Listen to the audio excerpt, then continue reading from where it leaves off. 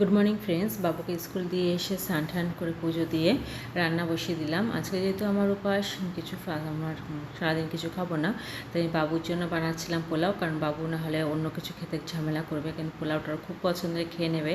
আর মার জন্য বানাচ্ছিলাম রুটি আর সোয়াবিনের নিরামিষ তরকারি, কারণ আজকে দিনে মা ভাত খাবে না। তারপরে বিকাল হয়ে রেডি হয়েই চলে গেলাম পুজো করতে। তোমরাও দেখে নাও।